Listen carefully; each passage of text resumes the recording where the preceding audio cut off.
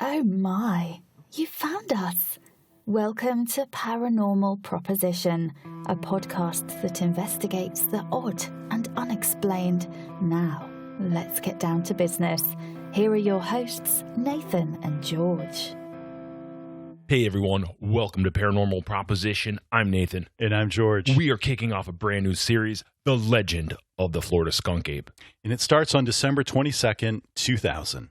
The Sarasota County Sheriff's Office received a very strange letter.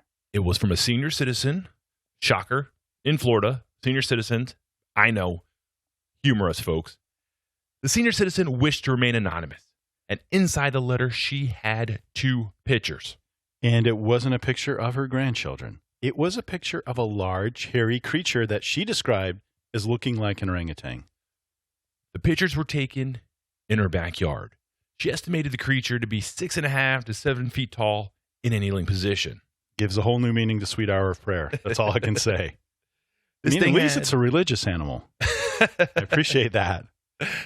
But it had this awful smell that lasted well after it left the yard. And it was making these really weird, deep whoomp noises. Whoomp. Whoomp. I'm so happy you can do that better than I can. So for 2 nights prior, I'd been taking apples off her back porch, and she's like, all right, I need to get a plan. So on the third night, she gets the smell. Wafting, wafting, wafting. She hears the whoomp. She gets all worked up in her moo-moo. She runs, she grabs her camera, she runs out and takes a couple pictures of what she describes as a large orangutan-looking creature crouched down in her backyard.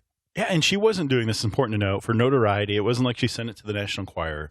She had her grandchildren who would like to play in her backyard, and she's really concerned. She's like, the police need to be involved in this because where did this animal come from and what is it doing? Someone's going to get hurt. The woman gave us another clue in that she was worried it was going to get hit by a car on I-75. For those of you that are unfamiliar, I-75 is a major highway that runs north and south on the western coast of Florida. She was afraid that it would dart across the street and someone would hit it. Now think about it. We're talking 6.5, 7 feet tall. It's going to weigh several hundred pounds. You are not hitting a poodle. Yeah. What would that do to a Kia?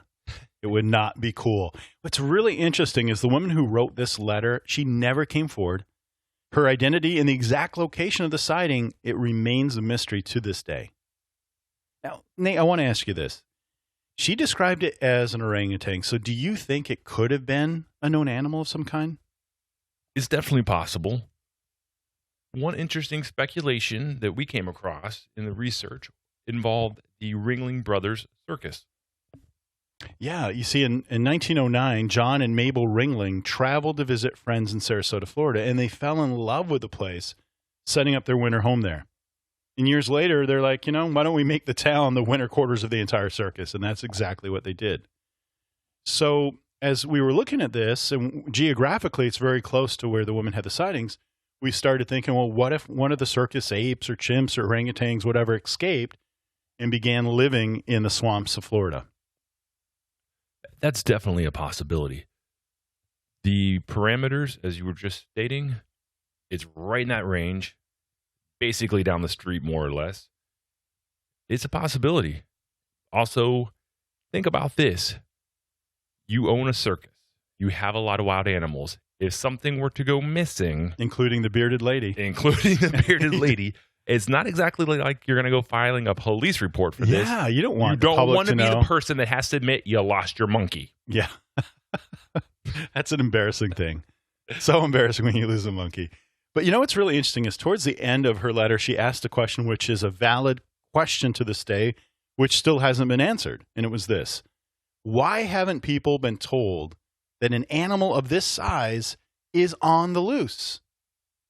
That is a fantastic question because let's break this down for you, folks. Give you a brief history of the Florida swamp ape legend, if you will. There's accounts of a large, hairy, man-like beast that walked on 2 legs going back as far as the 1840s in the state of Florida. Right. And that's recorded history written down. Even before that, the Native American tribes, such as the Seminoles and the Miccosukee, they've been telling stories of this skunk ape creature for centuries. In fact, the Seminoles actually have a name for it. So that's, when you have a name for it, it's something that's been seen numerous times. I'm going to butcher this, but it's basically the Sisti Kapkaki, which literally means tall, hairy man. Folks, think of this as Bigfoot's southern swarthy cousin. That's right. You see something that looks like a Bigfoot wearing a wife beater and a gold chain. It might be a skunk ape. It might be your Uncle Billy. It's been called a lot of stuff. I mean, skunk ape, stink ape, swamp monkey, cabbage swamp man, the green swamp monster. I don't know why green. Maybe because it had flora dangling from its hair. I have no idea. Anyway, and swamp monster, among others.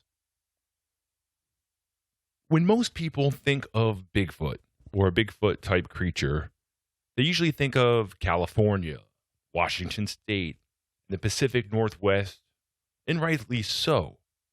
Yeah, what's interesting is according to the Bigfoot Research Organization's database, which you can check out online of sightings, Washington State has 663 reported sightings. California has 441 reported sightings. But get this, though. Florida came in third with 325 sightings. That really surprised me. I've lived here since 1981. My family moved down from Pittsburgh. Never once was swamp apes, skunk ape, big hairy man running around ever brought up. No. Never heard a word about it. But it's the third state, so for whatever reason, it's kind of under the radar, even to this day. But doing the research, what's really interesting is during the 70s, there was an absolute explosion of reported Bigfoot sightings. There were so many sightings. In fact, there was a bill in 1977, Bill 1664, was actually introduced in the Florida State Legislature to protect the skunk ape. That's insane. It never passed. But that just shows you how crazy skunk ape pandemonium got during those days. There were so many stories, and they range from credible to absolutely ridiculous. Yeah, well, maybe we'll start with the ridiculous one. Though it was reported, and it involved a truck driver. My dad was a truck driver, so I can talk to this one. But supposedly a trucker was in a rest area on I-75, and he claims that a skunk ape literally reached in his cab, yanked him out, and took him off into the woods. Now, all I'm going to say is, don't be too harsh on truckers, all right? There used to be the flowing of the Mayaca gold, also known as the marijuana, folks, that used to proliferate the area. All I'm saying is, he may have been high. Or he may have discovered the mating grounds of the Florida skunk ape. Did he find a futon and a ball gag? He didn't really go into much detail. Jim Beam. All right, so that is definitely a little on the wild side. But on a serious note, though, in 1971, 5 archaeologists came forth stating they saw a swamp ape-like creature while excavating an Indian mound deep in Big Cypress swamp area. This is interesting on a couple fronts. One is we have the folklore of the Native Americans, and where were they? Excavating an ancient Indian mound. And then these are archaeologists. These are very sober-minded people. They're academics. They don't want to tell crazy stories and possibly lose their reputation or their job. Definitely not. I mean, especially in that time period. Good point. There's no ancient alien shows with Giorgio Tsoukalis and what have you, reporting on the wild and fabulous lifestyles of the, Florida skunk ape. Yeah, it was a different age. In 74, a few years after that, a motorist driving on State Road 27 claims to have hit a skunk ape. Which is pretty, can you imagine the insurance claim, trying to fill that out? Coming to a theater near you, Skunk Ape, the Fugitive. And it is like a fugitive story because this guy called the police got involved, they saw a trail, they saw signs of a big animal going through the brush, and so they literally called in a helicopter with a light, and the police were out looking for this thing. So it was like a fugitive. I didn't kill my wife. I don't care. Two of my favorite lines. But we digress. In 1974 as well. Another one. Yeah. Marvin Lewis, a Palm Beach County sheriff's deputy, claims to have actually shot at one. And he is no relation to the ex-coach of the Cincinnati Bengals. I don't believe so. I don't believe so. I just want to confirm that. But yeah, so here we have a very credible witness. And, you know, again, it's kind of interesting back in those days, right? If this happened nowadays, what would happen if you started trying to kill a Bigfoot? But that's kind PETA of would get involved. I mean, everybody would start tree hugging and it would get, you know. But it's interesting. That's reaction. This is a monster. We need to kill it. That was just like the instinct even of law enforcement. Solves problems. It was a simpler time. Also in 74, interesting, in Lake Worth, kind of in the same area, right? One man who had a hog farm, he claimed that a skunk ape lifted one of his 100-pound hogs and tore it into 3 pieces. I like his style. I've been hangry, and I do love bacon. So Nate could actually revive this tradition. If you got in a gorilla suit, you could frequent some hog farms and satisfy that craving. I have been known to go crazy from the heat. Just saying. On the other end of the spectrum, in 76, there was a sighting of a watermelon stealing skunk ape near Fort Myers. Watermelons, the pumpkins of the South. Yes, it was a watermelon patch. I didn't know those things existed. Spent a lot of time in Indiana. I've heard of and frequented many a pumpkin patch, but never a watermelon patch. This brings us to one of my favorite reported sightings. 2 workers actually stated they saw a 7-foot hairy ape-like creature drinking water at a lake on a golf course near Delray Beach. Did he use a straw? Did he use his hands? A lot of interesting. Did he kneel down and lap it like a dog? Folks, we found the missing footage from Caddyshack. But this really does kind of raise, like, you know, I would have thought that, especially the Florida Skunk Ape, that he would have been spotted maybe at like a dodgeball tournament or a kickball tournament. He's refined.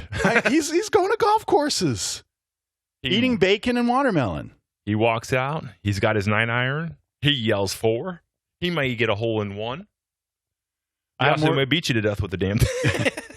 I do have more respect for the skunk ape than I did before. But what's crazy is, according to the Palm Beach Post, nearly 100 sightings were reported in the past 50 years. All right. So, folks, more people than that came forward. Yes.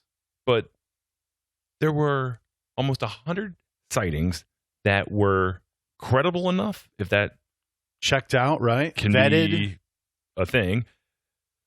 Credible enough, though, that the paper, the publisher itself, right, said, you know what, we are actually going to take this to print. This is news. Yeah, and they put it in major papers like the Miami Times, the Tampa Bay Times, Orlando Sentinel, Palm Beach Post, like the major papers of the all day. Across the state. Yeah, so this was news, like you said. Yeah, and it begs a question, though, Nate. Why the 70s? One explanation I will give you is that Florida had a massive population boom. I mean, the population shot up over 300%. I mean, since the 70s, we've grown from 6.7 million roughly people, here to over 21 million presently. Interesting. I mean, it's crazy. So you got 2 things going on with that, right? One is displacement of natural habitat. So people are moving in. If there is this creature, it's moving out. And then also, there's more people to see it. There's 3 times as many people to witness this creature. Precisely, dear Watson. So, I mean, think about this, though. We've discussed this numerous different times, but, you clear a field, right? You'll see the hedgehogs or the rats, the snakes, the dogs, the birds, or whatever, leave. Right. You didn't know they were there. Exactly. You weren't aware of it, but they were there. And boom, all of a sudden, why would it be different, though, for a skunk ape or any type of a person, primate, what have you? Yeah. So along those lines, really interesting. We thought about hurricanes, too, because, we went through Irma and it displaced wildlife. We saw gators on the side of Alligator Alley, I-75, which you don't usually see. So we thought, okay, maybe there was like just a season of incredible storms in the 70s that displaced the creature. Nothing. So it's not that. All right. We have this explosion of sightings in the 70s. Another question I want to pose to you, Nate, is why weren't there more casts? Why weren't there more pictures? We have a lot of oral testimony, written testimony, eyewitness testimony, but we don't have those other things. You and I both know the 70s, it was just a different era. People would never have devoted serious research to hunting a skunk ape. People would You'd think be laughed you are at. Exactly. You'd be nuts. Like, what? How much moonshine have you been drinking? You show up at work with that story, and I mean, I used to work in a factory, and you show up to work with new boots, and you got made fun of or haircut. Can you imagine? Like, oh, look who got a haircut. Oh, nice new boots. You know? Can you imagine? Oh, the skunk ape hunter. I was out fishing with the family, and we looked across the way, and there was a big hairy man just staring back at us. No. It would not land well. No. The other thing too, we were talking about is cameras. Like, we both come from that area. I'm older than you, but you took pictures during special occasions. It was during weddings. It was during birthdays. When I was 3 and sporting my overly sexy leisure suit. Oh, of course. Polyester. Rocked it. You didn't carry cameras around with you. They weren't portable. It was a different age. And you didn't, a photographer took cameras. It was a time of you kind of stayed in your lane and everything, right? Like, what do you have? You have a camera? What do you think you are, a photographer? Yeah. It was just, you wouldn't have a camera. So I can definitely see not having a lot of pictures. Big Ace didn't sell like plaster cast sets back then, probably, to go casting Bigfoot prints. It's a different era. Excuse me. My buddy here and I are going squatching, and can you just point us to the aisle where your Bigfoot casting kit lies? Ooh, insane man on aisle 6. Call the police. Oh yeah, it's right here, and somehow you get escorted out the back door. Yeah, so different age, so it makes complete sense. In fact, even some of the stories like the archaeologists, law enforcement, it really kind of boosts the credibility of the stories because from that era, that's saying a lot. You just don't talk about it. No. The less said, the better.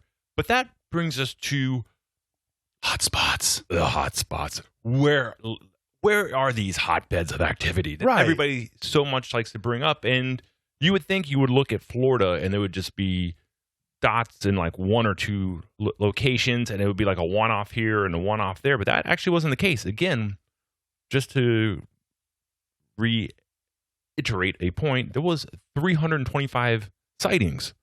So we actually so far found out that there's like six major hotspots here, right? I'm going to tell you about the first one. It has a weird name. It's called Tate's Hell State Forest. And it's huge. It's over 200,000 acres. It's located right along the Gulf coast. I almost said Gulf Coast, but just the Gulf. No golfing in this one, at least yet. And legend says that Sebe Tate, who was a local homesteader, he got lost in the woods while out hunting a panther that had been attacking his livestock. He was missing for days. 7 days later, 2 passerbys find him in a clearing, and he kind of like bends up enough to say, "I am Sebe Tate, and I just came from hell." And then he died. Wah, wah, wah. That area is a hotspot. There's been enough sightings. Brings us to one of my favorite. What about this though? What if the skunk ape was the one who was getting his livestock, not a panther? And what if he found? Okay, never mind. What if he did the horizontal hokey pokey with a female? Created a whole new race of people. We call them Mayakans. I don't even know what you're trying to say. I'm so confused right now. One of the other hotbeds of activity actually lies up in northern Florida in Apalachicola in the National Forest. It's one of the largest national forests in the state. Encompasses 632,000 odd acres. And like I said, it's right up there in the Panhandle. Similar area. Another one is Myakka River State Park, which is one of Florida's largest and oldest parks. About 37,000 acres. It's located 9 miles east of I-75 in Sarasota County, and it's close to where the Ringling Brothers Circus lies. And it's close to where Meemaw and in the pictures. Yeah, so that is interesting. It all ties together, folks. I'm just like saying. Just saying. To quote the great Hannibal from the A-Team, I love it when a plan comes together. We're connecting the dots for you, folks. Doing all the heavy lifting. You're welcome. Now that brings us to the Everglades. There's over 1.5 million acres of wetland preserve on the southern tip of the state. We have areas like the Big Cypress Preserve, which is 720,000 acres. It's right next to, yeah. So right there, it's almost 2.5 million acres. Yeah, and the crazy part is it's like 45 miles west of Miami. South Beach to Swamp Ape. It's crazy. That is pretty wild. The study in contrast. Oh. There's also a really interesting place in Lake Wales Ridge, or Mid-Florida Ridge, they call it. It's a sand ridge, and you can actually see it if you look on Google Maps in the satellite view. It runs about 150 miles south to north in central Florida, and some have called it the Florida Skunk Ape Superhighway. It's interesting because this stretch of land runs right through Lake Wales Ridge National Wildlife Refuge. That is such a mouthful. Well done. So she said. Once again, I digress. But the cool thing is this natural preserve is broken up into 4 separated areas, and the ridge is not open to the public. Ah. So. Yeah. In again, the whole elevation thing, where Florida's average elevation is 6 feet. Some places are as little as 3 feet above sea level.